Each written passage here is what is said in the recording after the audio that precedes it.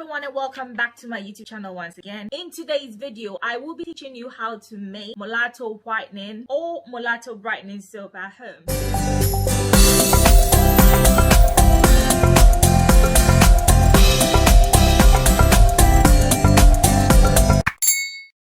So in today's video, I will show you the ingredients I use in making Molato whitening soap at home. And we have lots and lots of ingredients. All these ingredients mixed together will give you a very strong whitening soap which can be used to tone or brighten your skin in the next couple of months. So the first ingredient you will need is the Osteopropra activator. Osteopropra activator, I will leave a picture of on my right or left hand side for you guys to know what it looks like. So the Osteopropra activator is what you will need to activate all your ingredients to make the soap potent and active for it to work on your skin. The second ingredient is kojic acid soap. We all know what kojic acid soap is. So you grate the kojic acid soap in your bowl and also grate your black soap. Black soap is very vital in making Molato whitening soap because the black soap will help eliminate any rashes or blemishes you have on your face or your body. Also, Ashanti Taya Papaya Herbal Skin Whitening Soap. I will leave a picture on my right or left for you guys to have a look at what it looks like. Also, papaya powder, carrot powder, Neoproson Skin Brightening Soap, Larissa Carrot Brightening Soap. This is like the actual main ingredient. And also we have the Gluta Vitamin C and E Kojic Acid Plus Face and Body Soap. You will add your whitening oils of your choice. I add whitening oils of my choice. And also we need crude Kanako. Crude Kanako is basically